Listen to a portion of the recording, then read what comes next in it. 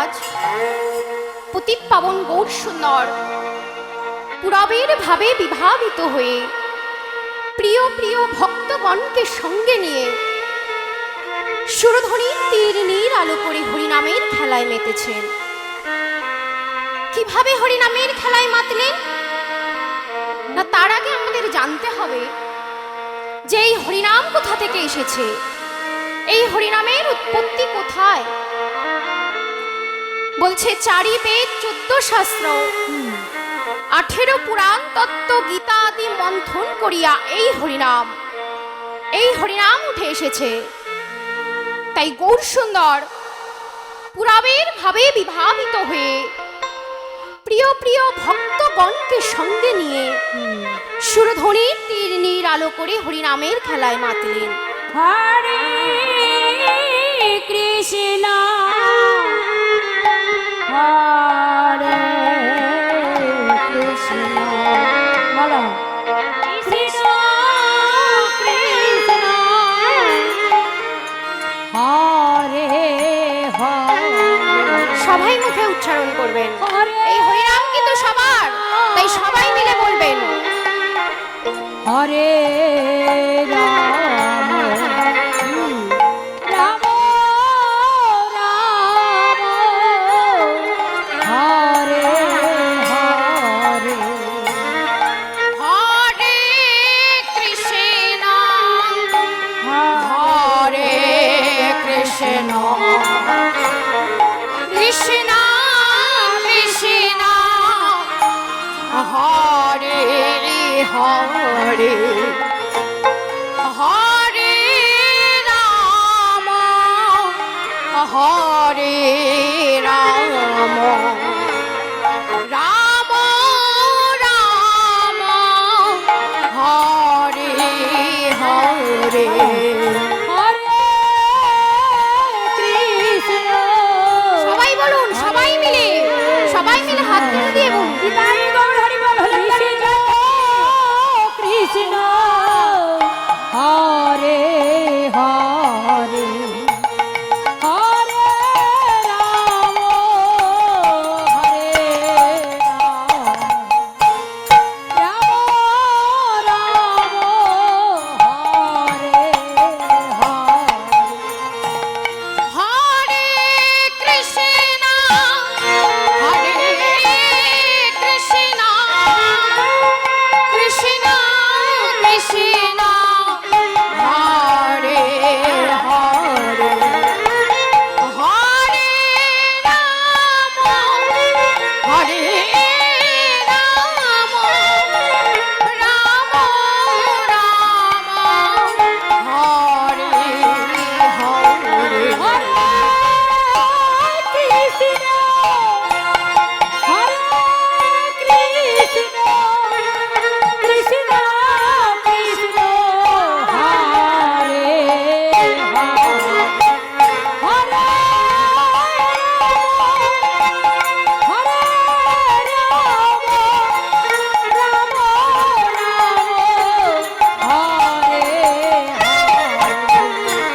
হরে কৃষ্ণ হরে কৃষ্ণ কৃষ্ণ কৃষ্ণ হরে হরে হরে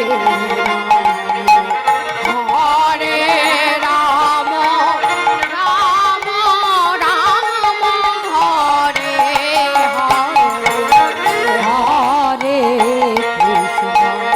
হরে কৃষ্ণ কৃষ্ণ কৃষ্ণ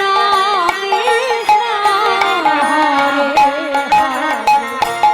হরে রাম হরে রাম রাম রাম হরে হরে।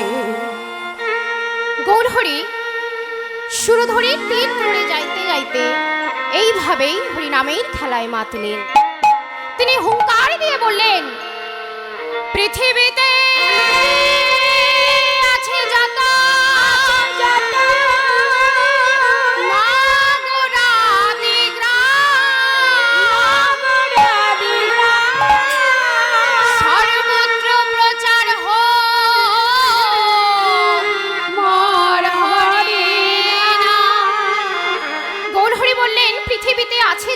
নগর আদি গ্রাম সর্বত্র প্রচার হোক মোর হরিনাম। এই পৃথিবীর সমস্ত জায়গায় প্রত্যেকটা কোণে কোণে আমার এই হরিনাম প্রচার হোক। এই হরিনামই হবে একমাত্র কলিহত জীব উদ্ধারের উপায়।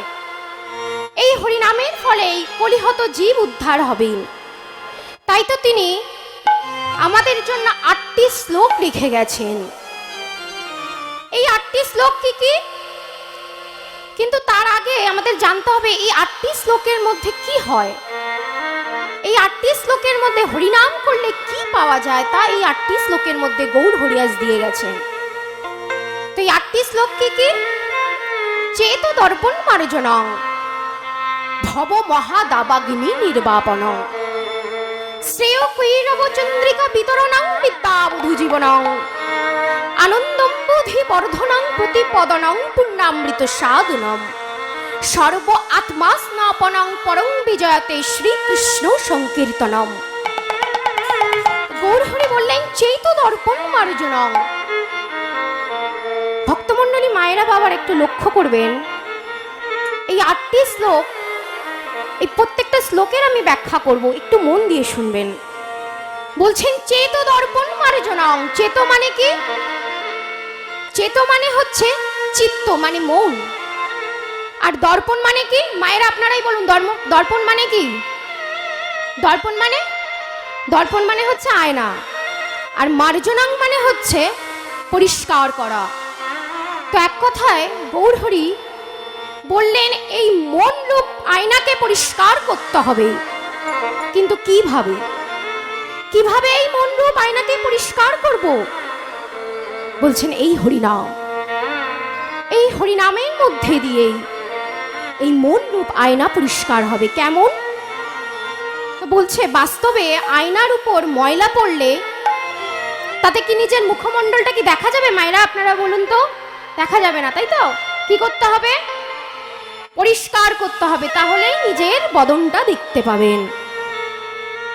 তাই গৌরহরি বললেন এটা না হয় বহির্জগতের কথা, বাস্তবের সঙ্গে বহির্জগতের সঙ্গে অন্তর্জগতের কোথায় মিল তা গৌরহরি 8টি শ্লোকের মধ্যে দিয়েই বুঝিয়ে গেছে।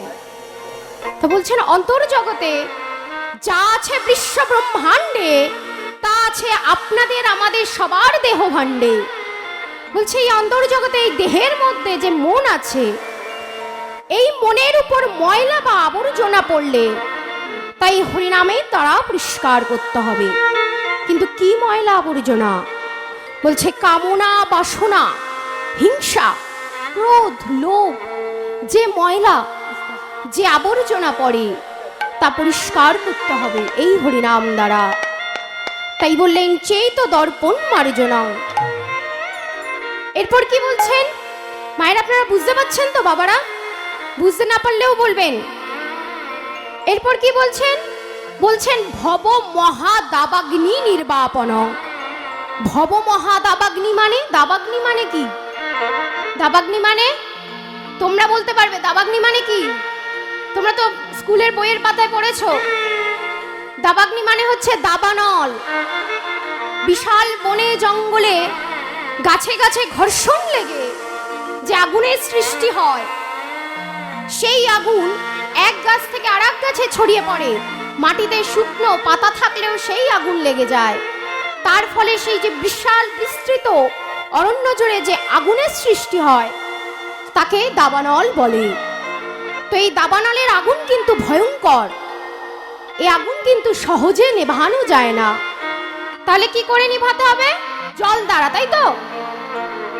তো এখন বিজ্ঞান অনেক উন্নত, অনেক টেকনোলজি উঠে গেছে। তো এই কোনো বন জঙ্গলে যদি আগুন লাগে তাহলে এখন কি করা হয়? সেই জঙ্গলের পাশে যদি কোনো জলাশয় থাকে, নদী নালা থাকে, তাহলে ফায়ার এয়ারক্রাফট দিয়ে প্লেনের মাধ্যমে সেই জল জঙ্গলের উপর দিয়ে ফেলা হয়। তাতেও কিন্তু এই আগুন কিন্তু নেভে না। তাহলে কি করা হবে? এই মা প্রকৃতি, মা ধরণী, এই পৃথিবী যদি না উপর থেকে বাড়ি বর্ষণ যদি না করান, অর্থাৎ বৃষ্টি যদি না ঝরান, তাহলে এই আগুন কিন্তু নেভানো যাবে না। তাই গৌরহরি বললেন এটা না হলো বহির জগতের কথা, কিন্তু অন্তর জগতে কি আছে? বলছে এই দেহের মধ্যে যে মন আছে, এই মনটা আমাদের সংসারের চিতাব জ্বালায় দাউ দাউ করে জ্বলতে থাকে। সংসারের চিতাব জ্বালা কি কি? আধ্যাত্মিক, আদি দৈবিক এবং আদি ভৌতিক, এই তিনটি জ্বালায় সবসময় এই মন জ্বলতে থাকে। এ জ্বালা ভব মহা দাবাগ্নি, মানে দাবানলের থেকেও মাত্রাতিরিক্ত, যে জ্বালা সহজে নিভানো নয়। তাই গৌরহরি বললেন এই জ্বালা নিবারণের জন্য একমাত্র উপায় হচ্ছে এই হরিনাম, এই হরিনাম সংকীর্তন। এই হরিনামের ফলে আমাদের যে মনটা সংসারের চিতাপ জ্বালায় দাউ দাউ করে জ্বলে, সেই জ্বালা নিবারণ হয়ে যায়। তাই বললেন ভব মহা দাবাগ্নি নির্বাপন। এরপর কি বলছেন? এরপর বলছেন শ্রেয় কৈরব চন্দ্রিকা বিতরণ। কৈরব মানে কি? কৈরব মানে হচ্ছে কুমুদ ফুল। এই কুমুদ ফুল ভক্তমণ্ডলী মায়েরা বাবারা, এই কুমুদ ফুল কিন্তু আপনাদের আশেপাশেই দেখা যায়, কিন্তু এটা শুদ্ধ ভাষা বলে আমরা চিনতে পাচ্ছি না। এই কুমুদ ফুলের চলিত ভাষা হচ্ছে শালু ফুল, মানে শাপলা ফুল। তো এই শাপলা ফুল একমাত্র রাত্রিকালে চন্দ্রের আলোতে কিন্তু প্রস্ফুটিত হয়, দিনের বেলা কিন্তু এই ফুল ফোটে না। তো এই কুমুদ শব্দের কিন্তু একটা অর্থ আছে, কুযুক্ত মুদ। কু শব্দের অর্থ হচ্ছে পৃথিবী, আর মুদ শব্দের অর্থ হচ্ছে হৃষ্টপূর্ণ হওয়া, মানে আনন্দপূর্ণ হওয়া। তো বলছেন পৃথিবী আনন্দপূর্ণ হচ্ছে এই কুমুদ ফুলের মধ্যে, কিন্তু কিভাবে? বলছে এই কুমুদ ফুল রাত্রিবেলায় চন্দ্রের আলোতে যখন প্রস্ফুটিত হয়ে যায়, মানে ফুটে যায়, তার থেকে একটা সুগন্ধ, একটা সুবাস নির্গত হয়, যে সুগন্ধ একমাত্র এই পৃথিবী, প্রকৃতি, মা ধরণী তা অনুভব করেন। আর যেই না অনুভব করেন অমনি তার মন আনন্দপূর্ণ হয়ে ওঠে, হৃষ্টপূর্ণ হয়ে ওঠে। তাই কুযুক্ত মুদ, কু শব্দের অর্থ হচ্ছে পৃথিবী, আর মুদ শব্দের অর্থ হচ্ছে হৃষ্টপূর্ণ হওয়া, মানে আনন্দিত হওয়া। তো এটা না হয় বহির জগতের কথা, বাস্তব জগতের কথা, কিন্তু অন্তর জগতে কি বলছেন গৌরহরি? বলছেন এই মনরূপ কুমুদ ফুল, মানে এই মন, আমাদের মনটাকে কুমুদ ফুলের সাথে তুলনা করছেন। বলছেন এই মনরূপ কুমুদ ফুলের উপর যদি একবার হরিনাম রূপ চন্দ্রের আলো পড়ে প্রস্ফুটিত যদি হয়ে যেতে পারে, তাহলে আমাদের এই দেহ, মন, প্রাণ সবসময় কিন্তু আনন্দপূর্ণ হয়ে থাকবে। আচ্ছা মায়েরা, আপনারাই বলুন তো, আপনারা এখন এখানে বসে আছেন, আপনাদের মনে কি একটু আনন্দ হচ্ছে না যে আপনাদের মনে কি হরিবাসরে, মানে আপনাদের গ্রামে এই হরিবাসরে এত সুন্দর একটা অনুষ্ঠান হচ্ছে, আপনাদের মনে কি একটু আনন্দ হচ্ছে না? সবার কিন্তু সব রকম নানা বিভিন্ন রকম কিন্তু জ্বালা থাকে, কিন্তু এখন বলুন তো, এই যখন আপনারা হরিবাসরে বসে রয়েছেন, আপনাদের মনে কি একটু আনন্দ হচ্ছে না? আনন্দ হচ্ছে তো? তারপরে আবার যে যার বাড়ি চলে যাবেন, কিন্তু আবার সেই জ্বালাময় সংসার, সেই জ্বালা, সেই দুঃখ, কষ্ট। তাই গৌরহরি বললেন যতক্ষণ পারবে তোমরা হরিনামের মধ্যে ডুবে থাকবে, হরিনাম করবে।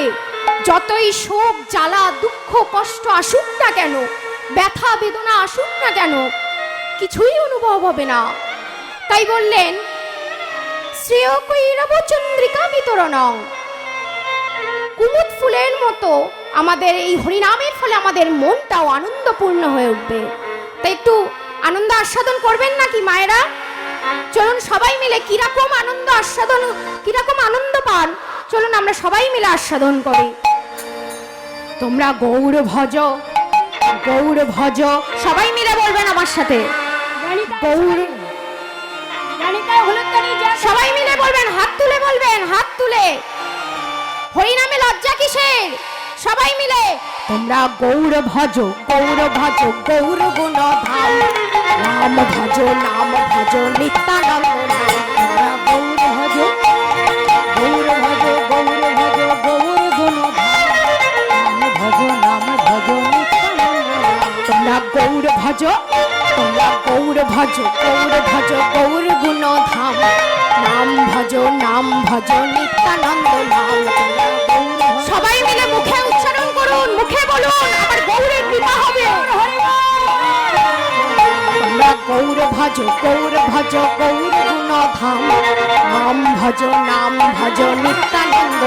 তোমরা গৌর ভজ গৌর গুণ ধাম, নাম ভজ নিত্যানন্দ। নিত্যানন্দ নিত্যানন্দ সবার মনে হয় আনন্দ।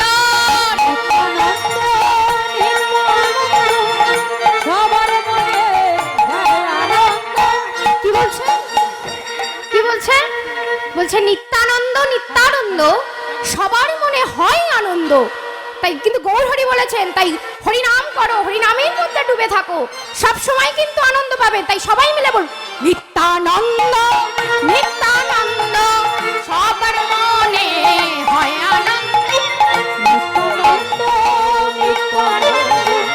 সবার মনে হয় আনন্দ।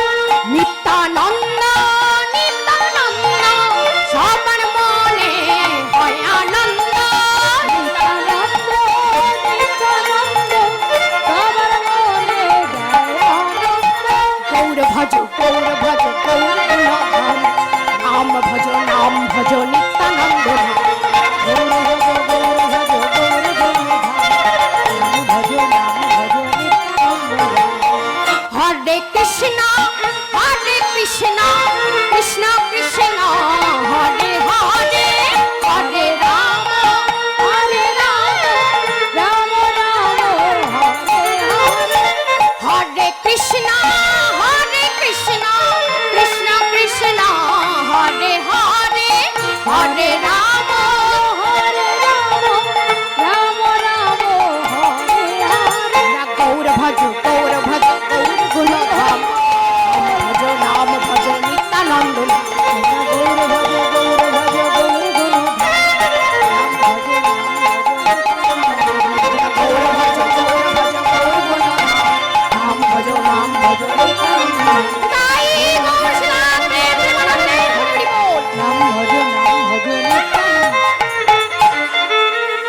তাহলে মাইক ভ্যান ভাই, এই হরিনামের মধ্যে দিয়ে কিন্তু আনন্দ পাওয়া যায়। তাই বললেন শ্রেয় কই রবচন্দ্রিকা বিতরণ। মাইক ভ্যান ভাই, এরপর কি বলছেন? বিদ্যাবধূ জীবনং। জীবনং মানে হচ্ছে নবজীবন প্রাপ্ত হওয়া। বলছেন বিদ্যাবধূ মানে জ্ঞান রূপ যে বধূ। বলছেন নববধূ যখন নতুন শ্বশুর বাড়িতে যখন আসে তখন কি হয়?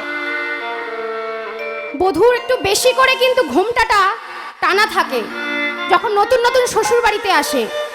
তাহলে ওই বধূর কিন্তু মুখ কিন্তু দেখা যায় না, মানে বদনটা কিন্তু প্রকাশ পায় না। তাহলে সেই বধূর মুখটা দেখতে গেলে কি করতে হবে? কি করতে হবে? সেই বধূর মুখটা দেখতে গেলে ঘোমটাটা একটু সরাতে হবে, তাহলেই বধূর বদনটা কিন্তু দেখা যাবে। তেমনি গৌর হরি বললেন এই মনটা ষড়রিপুর ঘোমটা দ্বারা আবৃত থাকে। ষড়রিপুর ঘোমটা মানে কি? ষড়রিপু কি? কাম, ক্রোধ, লোভ, মোহ, মদ এবং মাৎসর্য। এই ছটা রিপুর ঘোমটা দ্বারা এই মনটা আবৃত থাকে। তার ফলে কি হয়? তার ফলে আমাদের দেহের মধ্যে যে জীবাত্মা আছে সেই জীবাত্মা পরমাত্মাকে চিনতে পারে না। তাই গৌর হরি বললেন তোমরা এই হরিনাম করো, সব সময় হরিনাম করতে থাকো, তাহলে কি হবে? যোগমায়া দেবী সন্তুষ্ট হবেন, আর তার ফলে সেই ষড়রিপুর ঘোমটা তিনি সরিয়ে দেবেন। তার ফলে জীবাত্মা পরমাত্মার সঙ্গে সম্পর্ক হয়ে যাবে, জীবাত্মা পরমাত্মাকে চিনতে পারবেন। তাই বললেন বিদ্যাবধূ জীবনং। এরপর কি বলছেন? এরপর বলছেন আনন্দম্বুধি বর্ধনং প্রতিপদনং পূর্ণামৃত সাধনম। আনন্দম্বুধি বর্ধনং, আনন্দময় সমুদ্র। অম্বুধি মানে হচ্ছে সমুদ্র।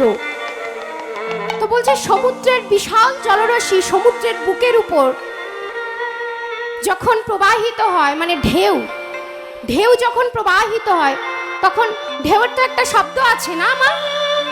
তো সেই শব্দটা সমুদ্র শুনে সমুদ্র অনুভব করে বড় আনন্দ লাভ পায়। কেন না, আমার বুকের উপর এই ঢেউ যেন নৃত্য করছে। তেমনি গৌরহরি বললেন, এই মনরূপ সমুদ্রের উপর একবার যদি হরিনাম রূপ ঢেউ যদি প্রবাহিত হতে পারি, তাহলে আমাদের দেহ মন প্রাণ সবসময় আনন্দময় হয়ে উঠবে। তাই বললেন আনন্দম প্রধিবরোধনং। এরপর কি বলছেন? এরপর বলছেন প্রতিপদনং পূর্ণামৃত সাধনম। প্রতিপদনং মানে হচ্ছে সব সময়, প্রত্যেকটা পদে পদে পূর্ণ অমৃত রস যেন আস্বাদন প্রাপ্ত হওয়ার ইচ্ছা জাগে। বলছে দেহ মন যখন আনন্দ সাগরে যখন বিলীন হয়ে যায়, তখন এই পূর্ণ অমৃত রস যেন আস্বাদন করার ইচ্ছা জাগে। কেমন? এই জিহ্বা দ্বারা যদি আমরা কোনো ভালো খাবার মানে সুস্বাদুময় খাবার যদি আমরা গ্রহণ করি, তাহলে আমাদের মনটা কি চাইবে? যেন এরকম সুস্বাদুময় খাবার যেন পেতে পারি, তাই তো?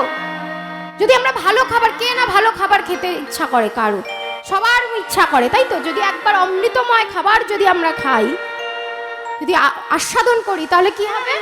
মনটা চাইবে যে এইরকম অমৃতময় খাবার যেন আমরা পেতে পারি। তেমনি এই জিহ্বা দ্বারা উচ্চারিত যদি একবার হরিনাম সংকীর্তন করা যায়, এই নামামৃত রস যদি একবার আস্বাদন করা যায়, তাহলে আমাদের মনটা চাইবে এইরাম যেন নামামৃত রস যেন সবসময় আস্বাদন করতে পারি। তাই বলছেন প্রতিপদনং পূর্ণামৃত সাধনম, সবসময় এই পূর্ণ অমৃত নামামৃত রস যেন আস্বাদন করার ইচ্ছা জাগে। এরপর কি বলছেন? এরপর বলছেন সর্ব আত্মা স্নপনং পরং বিজয়তে শ্রীকৃষ্ণ সংকীর্তনম।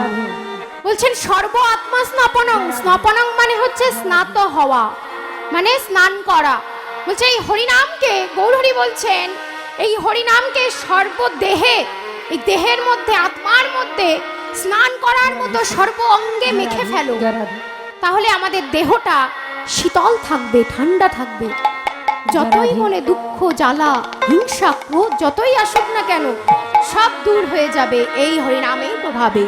তাই বলছেন সর্ব আত্মা স্নাপনং পরং বিজয়তে শ্রীকৃষ্ণ সংকীর্তনম।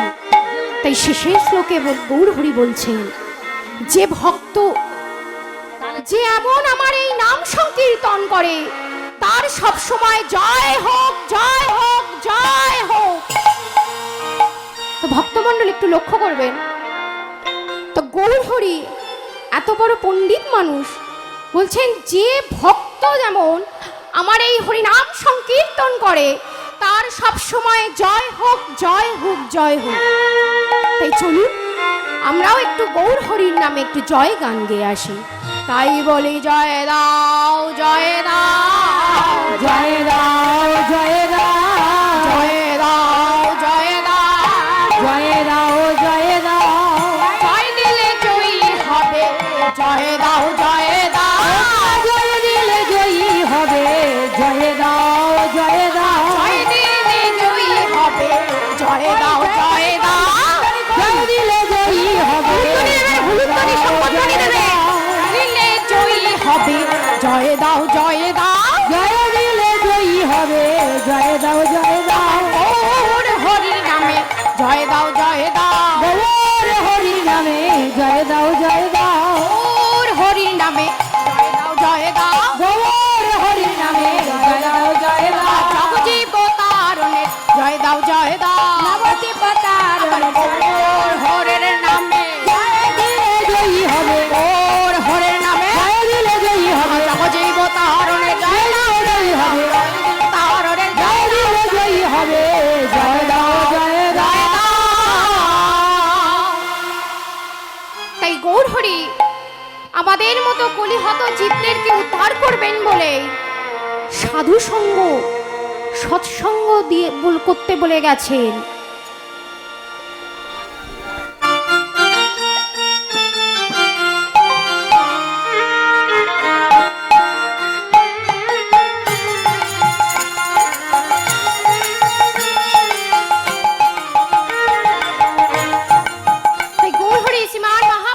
বললেন সাধু সঙ্গ ধরো, সৎসঙ্গ ধরো। এই সৎসঙ্গ একমাত্র কিন্তু এই কলিযুগে জীব উদ্ধারের উপায়। তাই তো চৈতন্য চৈতামৃতে কবিরাজ গোস্বামী কলম দিলেন, সাধু সঙ্গ সর্বশাস্ত্রে কয়, লবমাত্র সাধু সঙ্গ সর্বসিদ্ধি হয়। আমি সম্বন্ধ তত্ত্ব আমার জ্ঞান ও বিজ্ঞান, আমা পাইতে সাধন ভক্তি অবিদেহ নাম। কোন ভাগ্যের কোন জীবের শ্রদ্ধা যদি হয়, তবেই সেই জীব এমন বৈষ্ণব সাধু তাই গৌর হরি বললেন সাধু সঙ্গ সৎসঙ্গ, সাধুদের পাশে গিয়ে বসো। এই সৎসঙ্গই হবে তোমাদের উদ্ধারের উপায়, জীব উদ্ধারের উপায়। জিসকো কিন্তু মায়েরা, আমরা কিন্তু মানুষ জাতি হলে কি হবে, শ্রেষ্ঠ জীব হলে কি হবে, সব সময় লাভের আশা খুঁজি। তো এখন আমাদের মনে প্রশ্ন আসতে পারে, সৎসঙ্গ করলে কি পাবো, কি হবে, কি দরকার? তো চলুন একটি ভজনের মাধ্যমে আমরা সৎসঙ্গ করলে কি লাভ পাওয়া যায় তা আস্বাদন করে আসি। সবাই মিলে বলবেন, जिसको जीवन में मिला सत्संग है, उनको हर घड़ी आनंद ही आनंद है। जिसको जीवन में मिला साधु संग है, उनको हर घड़ी आनंद ही आनंद है। जिसको जीवन में मिला सत्संग है, उनको हर घड़ी आनंद ही आनंद है। जिसको जीवन में मिला साधु संग है, उनको हर घड़ी आनंद ही आनंद है।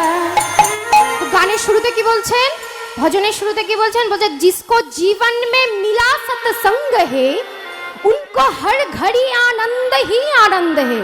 বলছে যার জীবনে একবার সৎসঙ্গ মিলেছে বা পেয়েছে, তার সব সময় কিন্তু আনন্দ আর আনন্দ। তাই जिसको जीवन में, সবাই হাত তুলে বলবেন, সবাই হাত তালি দিয়ে, जिसको जीवन में मिला सत्संग है, उनको हर घड़ी आनंद ही आनंद है। जिसको जीवन में मिला साधु संग है, उनको हर घड़ी आनंद ही आनंद है।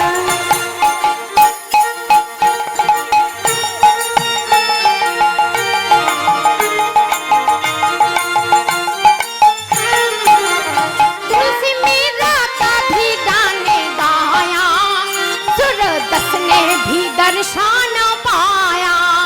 तुलसी मीरा का भी गाने गाया, सूरदास ने भी दर्शन पाया।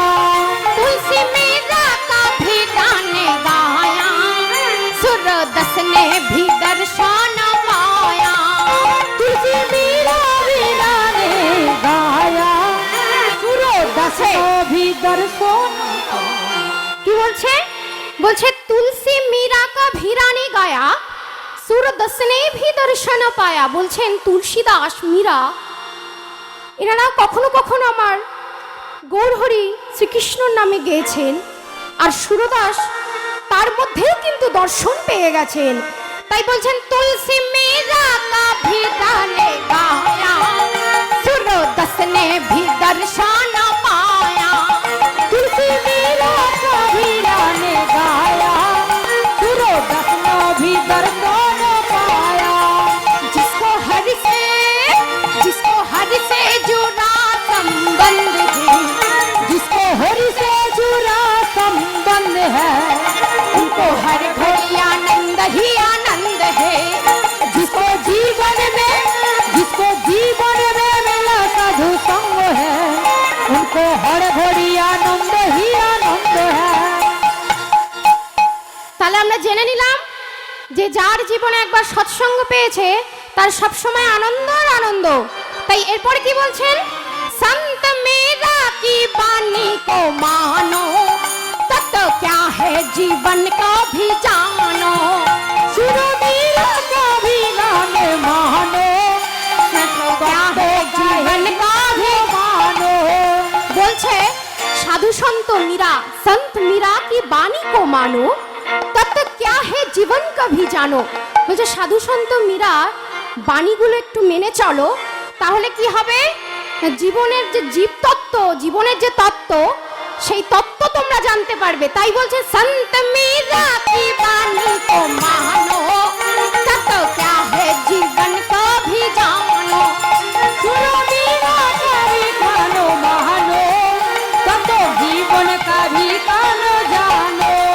जिसको हृदय में राम नाम बंद है, जिसको हृदय में राम नाम बंद है, उनको हर घड़ी आनंद ही आनंद है। जिसको जीवन में मिला साधु संग है, उनको हर घड़ी आनंद ही आनंद है। जिसको जीवन